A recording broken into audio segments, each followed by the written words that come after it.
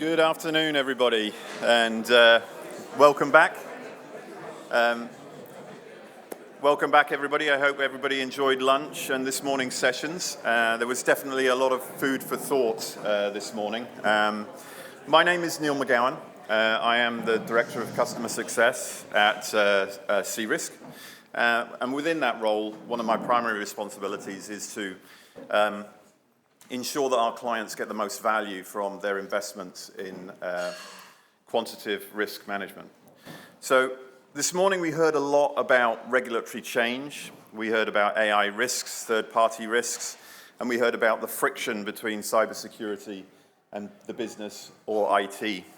So it got me thinking, perhaps the worst-case scenario, the next thing to come, is trying to communicate to the business the impact of third-party AI-generated regulations. We live and learn. One key takeaway this morning for me, though, was that no matter what type of risk we face, ultimately it's a business risk. Yeah?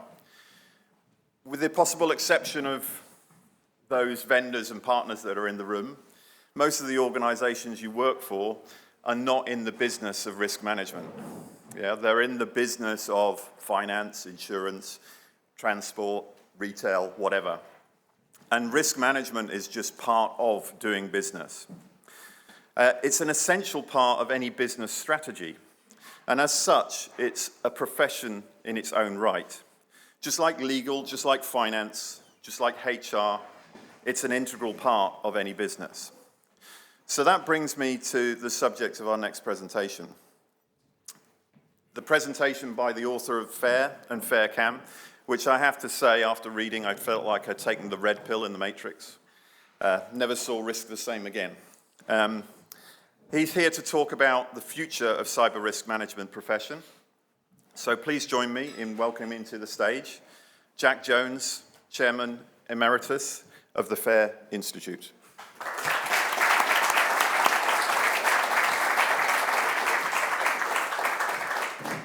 Thank you very much. I sincerely appreciate everyone being here. I have the enviable task of trying to keep you all awake after eating, so I will do my best. If, however, you find that you listen better with your eyes closed, fine with that. Just don't snore. Okay. So, all right. Let's get into this. And rather than start with cybersecurity, let's talk medicine for just a second as an analogy, sort of set the stage. And I find that there are a lot of ways to draw comparisons between medicine and risk management, cyber risk management in particular. So, how many people here are familiar with the book Outlived? Just a couple of you? It's by Dr. Peter Attias, and it's brilliant work. It's about sort of the future of healthcare, if you will, and the past, present, and future of healthcare. And I borrowed some of his sort of thinking in my approach here. So there's medicine 0.0. He called it he did 1.0, 2.0, 3.0. I've made an adjustment. So medicine 0.x was essentially medicine as a craft, shamanism, bloodletting, these sorts of things. And that isn't to say that none of it worked. Certainly there were shamanistic practices that were effective, but nobody could explain why they were effective or why in some cases they weren't effective. But bottom line is it was hit and miss at best. And then medicine in the 1800s began to become scientific in its approach. And, you know, that's been brilliant for us in terms of its effect. It's roughly doubled our lifespan. That hasn't always been a good thing in every respect, because even though it's doubled our lifespan, it has not doubled our health span, which he talks about in the next epoch, if you will, where people are living not only longer but healthier, because we are not living healthier as a species. But bottom line are these three epochs, and medicine today is about here. Mostly still in medicine 1.0, with just a little bit of 2.0 being seen here and there. Okay. And This is just sort of the state of evolution of any professional discipline, is this sort of thing. And this is where medicine is. So if that's where medicine is, where do we think cybersecurity risk management is? I see people pointing towards like, is there anything before 0 Dax? Yeah, we're about here. Okay? And we'll get into a little bit more about the specifics of why it's characterized in this fashion in a moment. But when I've talked about this in the past, I've had people push back saying, well, you know, we have all these doodads, you know, all these technologies and stuff. We're technical. Doesn't that make us advanced? And no. I mean, if you thought about, say, bloodletting, if you'd given the physicians of the past who were bloodletters, if you'd given them really fancy technology to do bloodletting, they'd just been doing more bloodletting faster with the same effects. So, yeah, technology doesn't equal maturity in any way, shape, or form. And I think this is one indicator that's fairly reliable in terms of a discipline's maturity, is its use of terminology. And there was actually a reference to it earlier today in one of the panels about how, you know, terminology is used so inconsistently, and there's confusion, people talking past one another and that sort of thing. That's certainly been my experience as a professional since the beginning, where you could sit down and have a conversation that felt very productive with someone, only to realize that neither of you were talking about the same thing. Okay, there was complete disconnect there. And in fact, that was one of the early value propositions I found with FAIR when I first implemented it as a CISO in a large company, was how it affected the quality of the conversation. Is because we had normalized on terminology and sort of our mental models, and it just, a lot of the religious arguments went away, and we were just much more productive, and there was less friction. But I love this quote because I do think it's a solid indicator of a discipline's maturity. There we go. All right, so we see sort of cyber risk management as a craft. Terminology right there at the top, but also FUD, fear, uncertainty, and doubt. And I think, you know, maybe 5 years ago or so, there was, the fear, uncertainty, and doubt was a more common point of conversation in terms of, we need to get past FUD, right? I don't hear it mentioned that much, but I sure still see it used, right? I still hear people say things like, never let a good crisis go to waste, right? Because we can use that to scare people into doing stuff that we think they should be doing anyway, okay? That, again, is not an indicator of a mature profession. Best practice, right? Compliance and best practices have their place, but when you rely on them as sort of the indicator, the primary indicator of an organization's risk management condition, you're way off base, right? You know, compliance, as important as it is not the same thing as risk management. It's an important part of it, but they aren't the same thing. What's the most common risk model in use in cyber? Anybody? It's the mental model of the person who just went, well, that's medium risk. That's the most common risk model in use in our profession. It's right there, reliance on mental models. And then qualitative measurements, and we'll talk more about qualitative measurements in a moment. But you know, that is sort of my evidence to say this is why we are still where we are as a profession primarily. Now we can see that we're beginning to get into 1.0 in some areas, say event detection and malware recognition, some of these things that are technical and a little more scientific in nature. We're seeing more of that. We're beginning to see also some good research studies and that sort of thing done by organizations like Verizon DBIR and the Scientia, if you're familiar with that organization, run by Wade Baker in the States, doing a lot of good data science and that sort of thing. So we're beginning to see a little bit of 1.0 creep into the picture, but it is in the minority by a good bit. So essentially where I'm going is the things in the darker colored text are becoming more commonplace, maybe even mainstream, and the things in the lighter text are not anywhere close to being mainstream.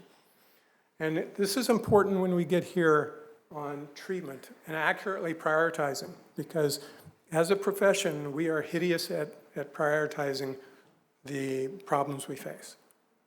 And if we had more time, I could go in a lot more detail on that, but we'll save that for another time.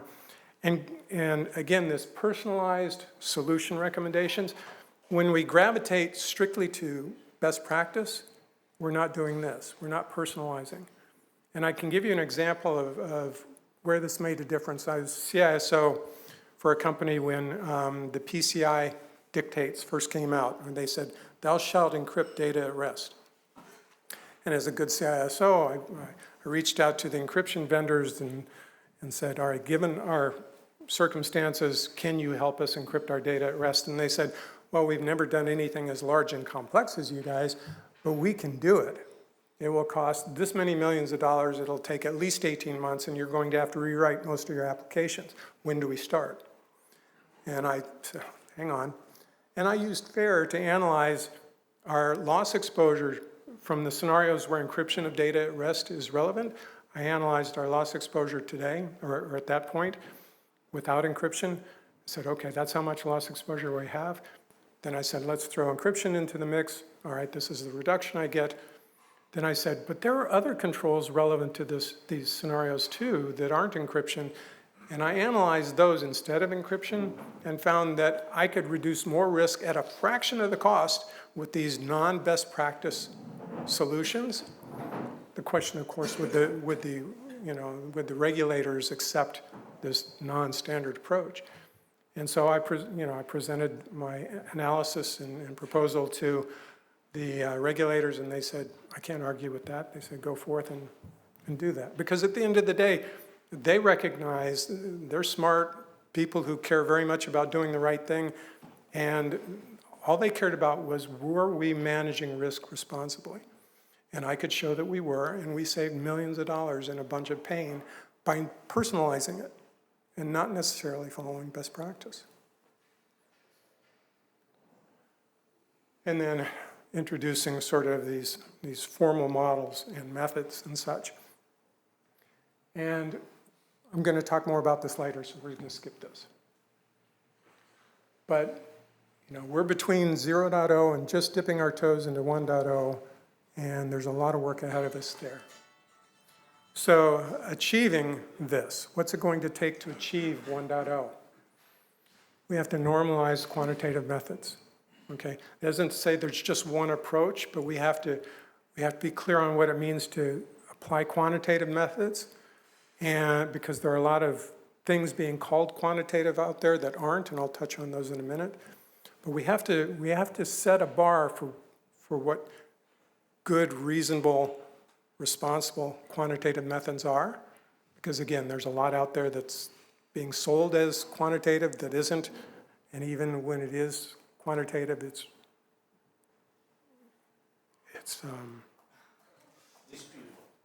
disputable. Well, yeah. I'll save editorial on that. We have to make changes to standards and regulations. Because right now, the standards and regulations say things like, thou shalt do risk management, thou shalt be risk-based. But they set no criteria for what is good or bad risk-based management, right? And there is enough information out there now that the regulators can, if they wish, begin to make adjustments in their expectations, raise the bar, so that, frankly, half-assed, ridiculous approaches to quantification don't pass muster, all right? We have to, being able to prioritize the things we're faced with. We all recognize, I assume we're all here because there's way more stuff on our plates than we have resources to deal with it. And what that boils down to is measurement and prioritization. And if we don't have good measurement, we're not going to have good prioritization, and we're going to continue to have our lunches eaten by the bad actors. Okay? So we have to set expectations regarding measurements, and we don't today. And that is a huge gap, in my opinion, in terms of our ability to be effective and evolve as a profession. We have to share data. Sorry. I know that's like, no, thou shalt not share data. We have to share data. How on earth do you think we're ever going to get enough data to apply scientific methods if we're not sharing it? It's just not going to happen, which is another expectation we have to begin to set. Okay. And we have to automate, because scaling this stuff, you can't scale it through manual analysis. It has to be automated for it to scale. There just aren't enough people with enough skills or enough time to analyze the volume of things that need to be looked at. So there has to be automation. So I want to touch just briefly on sort of my statements regarding quantification that maybe isn't. So here we see some controls from ISO, and again, what I see in organization after organization and in solution after solution is let's rate these controls on an ordinal basis, 1 through 5 or 0 through 4 or whatever, right? And then we'll average them. And so let's say these numbers represent one organization and these numbers represent a different organization. And we see that they aren't the same numbers, but they get the same average. Okay? Do we have, for a second, any reason to believe these two organizations are actually managing risk equally as well? Is there any reason, rational reason, we should expect that? No. And yet we treat it that way. We think of this, we go into organizations and we see this. I don't, but some people will assess organizations who are doing this sort of thing and going, great, you're quantifying risk. No, you're not even remotely, okay? Just because you're using numbers doesn't mean you're quantifying. Let me emphasize something on that with this next slide. Anybody here comfortable with this math? No? That's good news. Anybody comfortable now with words?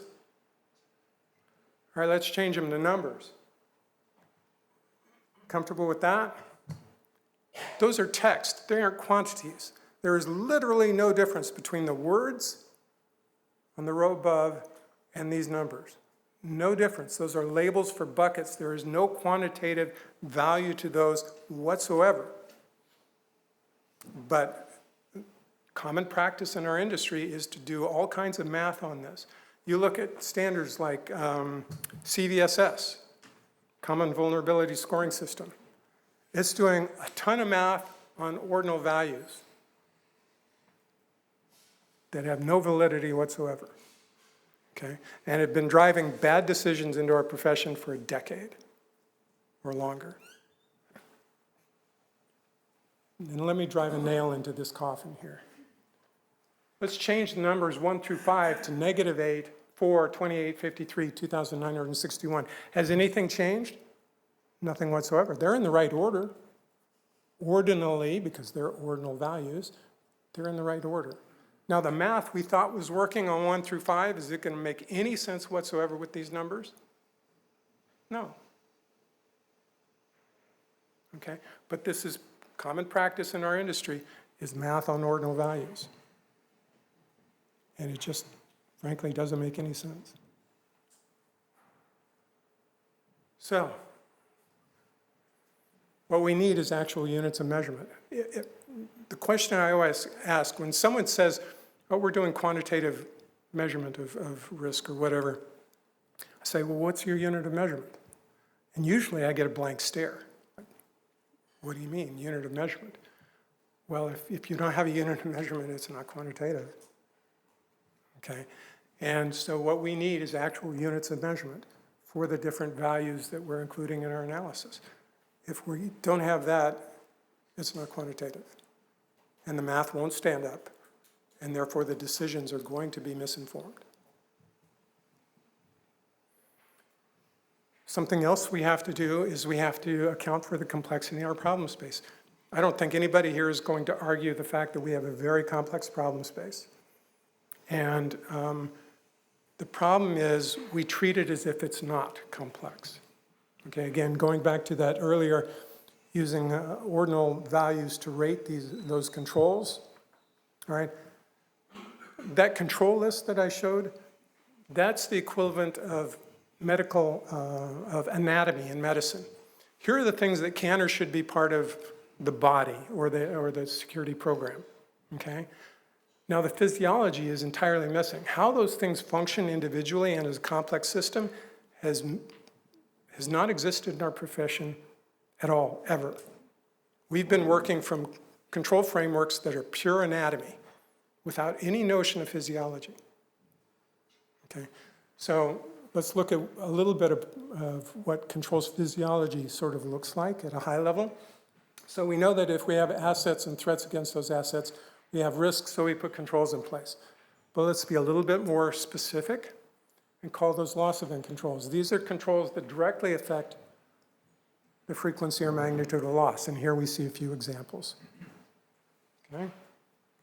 But then we have what I refer to, and this comes from that FAIRCAM, that controls analytics model, variance management controls. These affect the reliability of other controls.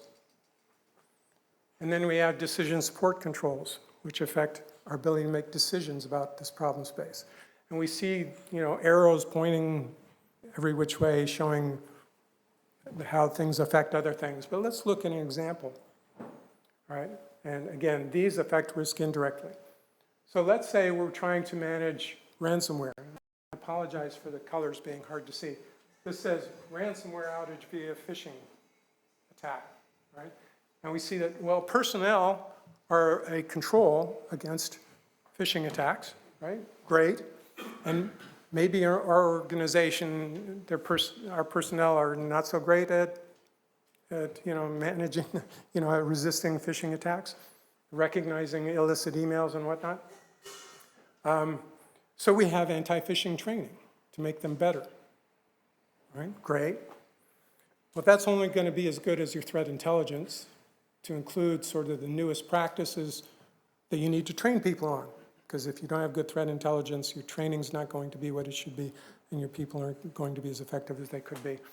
We're not going to know any of that unless we do testing, right? So we're beginning to see the relationships between these things, and if you're going to measure control efficacy, you have to understand these relationships. If all you did was say, our personnel have been trained, great. Was the threat intelligence up to date? How effective are they? These sorts of things.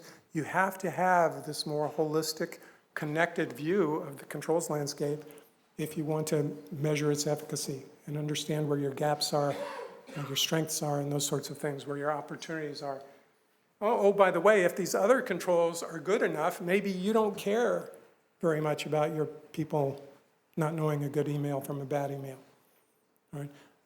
My point here is that there's this connectedness. There are these dependencies here that haven't been clearly identified and defined and put forth into sort of our body of knowledge so that we can revise our approaches to measuring controls and control efficacy and identifying where our gaps and opportunities are. This is sort of that physiological view. So again, anatomy and physiology, you need both. Okay, if you ask a physician what's more important in the practice of medicine, knowing anatomy or physiology, hopefully they would say, well, you need to know both. Okay? If they said just one or the other, I'd go find a different physician. But the same is true here. We have to know both. And to date, we've been operating from only half of the equation. Okay, so we're not going to be in that CRM 1.0 until all this stuff is mainstream. And what's it mean? I got the question, I presented something like this not too long ago, and someone said, well, what's it mean? How do you know when you're mainstream? my point of view is it's mainstream when if you're not doing it, all right, if you're still doing things that way, you're considered deficient or negligent. If you're not doing these things, we know we're mainstream when that's considered negligent. That's my approach to thinking about it. So,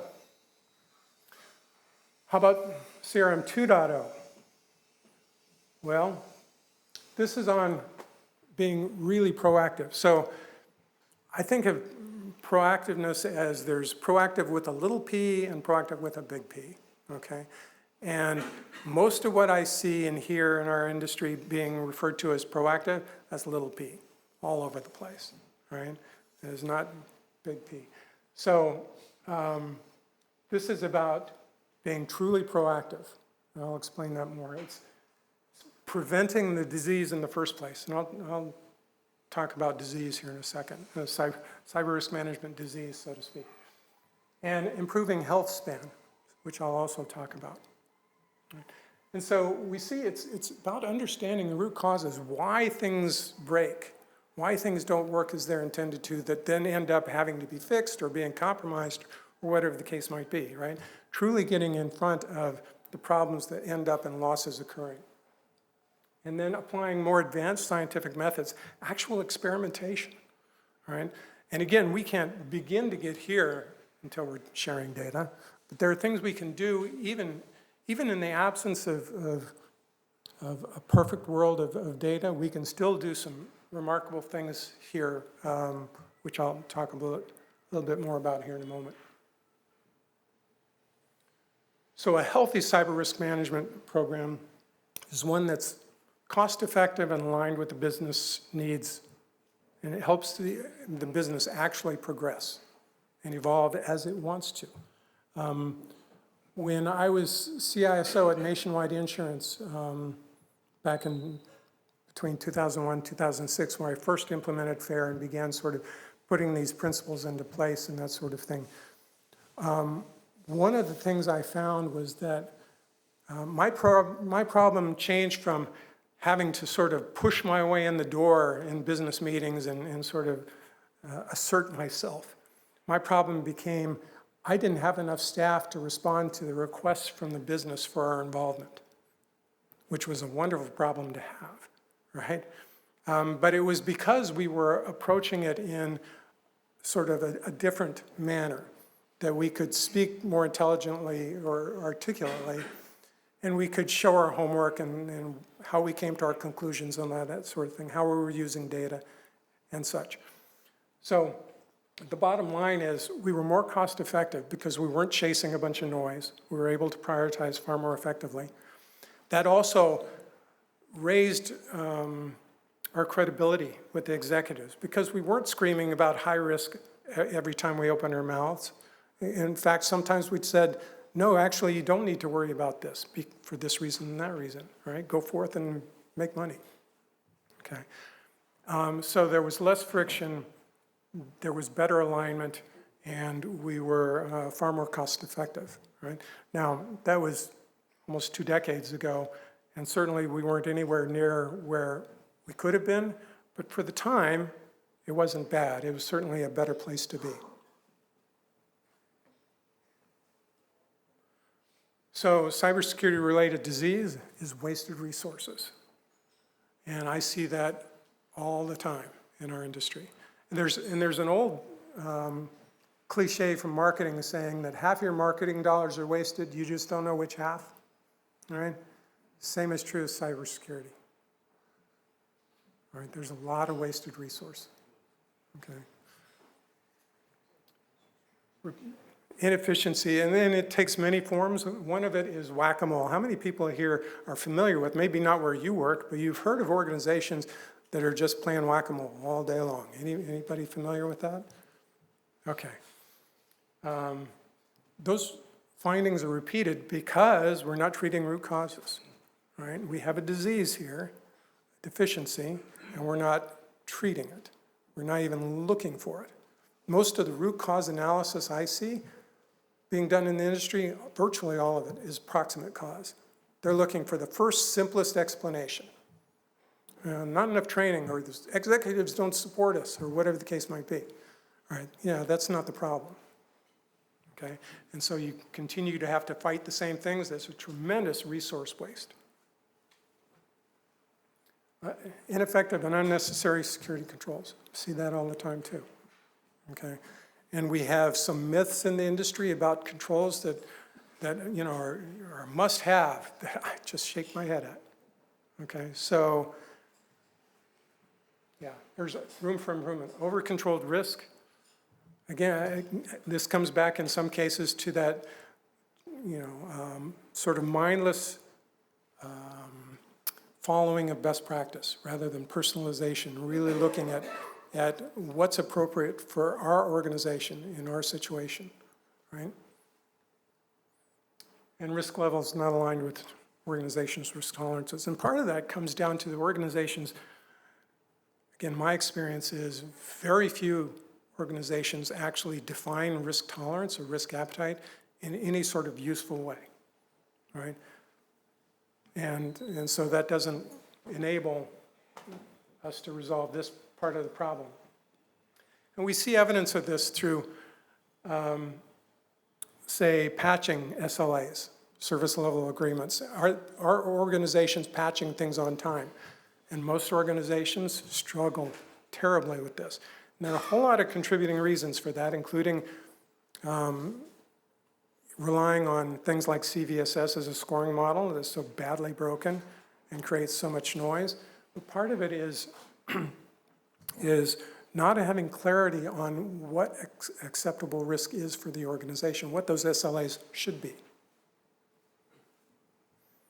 And lots of policy exceptions. I see a lot of organizations that have a big long list of policy exceptions. That just screams misalignment between the policies and how the organization wants or needs, in some cases, or constrained to operate. And then lots of friction. Now, there should always be, I think, healthy tension between the business and risk management, because business is urged to move forward, right, and grow and take on risk. And risk management is there to help them do that responsibly and within the tolerance and that sort of thing. There will always be some tension there, but it shouldn't be friction. Friction is in my view, when it becomes unhealthy, when there's bad feelings around the table, a feeling of not being supported and that sort of thing, which I see a lot of. So understanding and treating root causes, again, the only way you're going to get there is through an understanding of the physiology of controls and what's driving what. And that comes from this side of the model. And so this is an example of, this is a simulation I created a few years ago to examine the effect of root cause analysis on risk management. And so let me just point to a couple things. So this square up here with a bunch of little colored squares in it, each of those little colored squares is a virtual cyber risk asset, a server, a workstation, that sort of thing. And how dark they are represents how much risk is associated with that particular asset at that particular time. And over here we see the red jaggedy line above the gray line. The red line represents how much risk the organization thinks it has versus how much it actually has. So it thinks it has more risk than it does. Bottom line is it's not measuring risk well. And then this represents their year-over-year experience of loss, right? These spikes. So let's run it for a second and see what's going on. Now we see a bunch of flashing going on here. The virtual CISO in this simulation is spending money like a drunken sailor fixing stuff, which then breaks again because, hey, you know, they're playing whack-a-mole, okay? But we're seeing that it's beginning to, the color now is beginning to get lighter and lighter. What's happening is, prior, I don't know if I have all right, if we see over here, far side of this chart here, where the red line rides above the gray line, that was, well, there was no root cause analysis going on. They were just sort of day-to-day fighting the gremlins, what I refer to as the hamster wheel of pain, okay? And then I turned on root cause analysis. Now this virtual CISO was doing root cause analysis on the landscape as it was evolving. And we began to see, first thing they did was they fixed their measurement. They were able to measure risk more effectively, focus on the things that mattered most. Then they began learning from that and looking for root causes. And we can see how the loss exposure, the risk began to drop significantly. And that's when we began to see the color changes up here in the risk landscape. And now we also see how their year-over-year loss exposure goes down from simply doing it, beginning to do root cause analysis, right? And fixing those root causes, refusing to ride that hamster wheel of pain, okay? That's an example of a couple of things. One is just sort of thinking about this problem maybe differently, but also there are approaches like this simulation modeling that allow us to do experimentation. How many people in here imagine that any organization is going to volunteer to be part of an experiment where you have a placebo group and you have, actual treatment group? No organization is going to sign up for that in cybersecurity, right? But we can still do experiments, right? Even when we're not sharing data, we can still do virtualized synthetic experiments to learn from and test hypotheses against and that sort of thing. And so this is an example of how that sort of thing can open our eyes to ways to think differently. Change. All right. Root cause analysis, some examples. I don't know how I'm doing on time. Yeah. Shut up, Jack, and finish up. All right. So I have, I tell you what, I'll do this one. All right.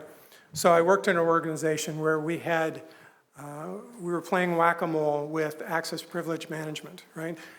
Every time we did it, we're subject to an audit or an assessment of some sort, we found that access privileges were not being revised when people would leave or change roles and that sort of thing, not consistently. So we're always having to deal with this. And so I did root cause analysis. I started with, do we have a policy on this? Is there something, is there guidance for people on what they should be doing? Well, yes, we did. We had that. Had it been communicated? Actually, yes, it had. And seemingly, the communication should have been effective. And when I looked at it a little more closely, I realized these people weren't incentivized to do it. There was no downside for management to not do this. They might, have us look at them sternly, the next time that happened. So what I did is I instituted a process. So every week, we get data from HR for personnel changes or people who had left, and we would see if their managers had in fact changed the privileges. And if they didn't, we sent the manager a message, a note, saying, friendly warning, right? You recall from your training that these are your responsibilities on this, so this is your first warning. If we see this happen again, we're going to send you the same letter, but we're going to copy your vice president.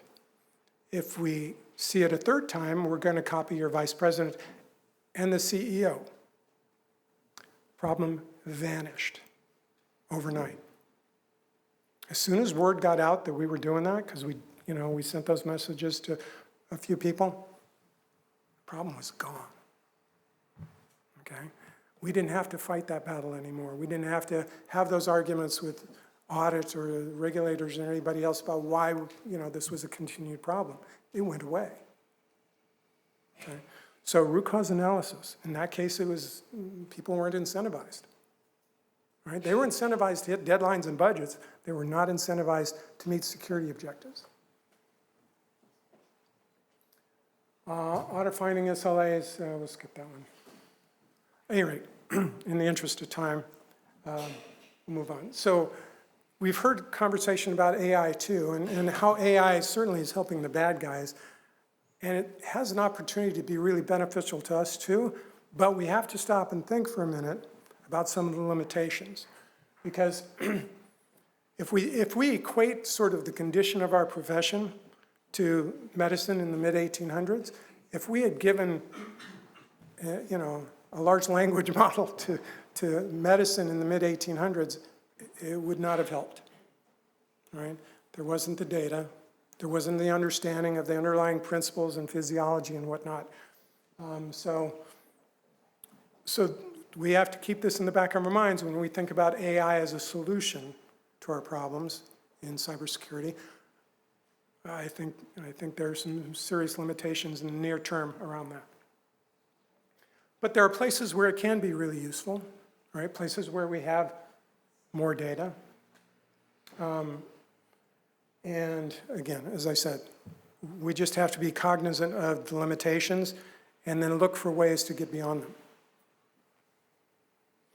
And this thoroughly uninteresting graph, right, is actually, to me, really interesting. Because what this is the trace of the evolution, a genetic evolution in a cybersecurity program. So what I did is I wrote a genetic algorithm that essentially created a virtual world with a population of CISOs who all had to manage this virtual world, their organizations in this virtual world. And they all started with a random strategy, which means they all stunk, right? None of them were any good at managing risk in their environment. Now that strategy was comprised of the genetic, the genome, if you will, of the organization, how they manage risk. And they all stunk. But two of them stunk less than all the others. And those two got to virtually breed, if you will, and combine their strategies with mutations thrown in to create a new generation of CISOs who likewise competed, and two of which were better than the others, who got to continue and propagate the next generation. So what we see here is sort of the increase in efficacy of their cyber risk programs through this sort of genetic algorithm approach. The point being is how organizations manage risk can be equated and sort of mapped to a genetic structure. And FairCam, in my view, is a significant key to that puzzle. So while I did this 10 years ago, and the genome underlying this was utter trash, right? But it was a proof of concept. And with something more evolved like FairCam and wherever that evolves to itself, I think we can learn a tremendous amount about what drives risk and good risk management in organizations that, again, as we come together in future years, we can learn from and evolve even more quickly. So, wrapping up, we're a very young profession. I mean, I've been in this profession for going on 40 years. And so it doesn't feel, in terms of my lifetime, it doesn't feel young at all. But in terms of how professional disciplines evolve, we're incredibly young, okay?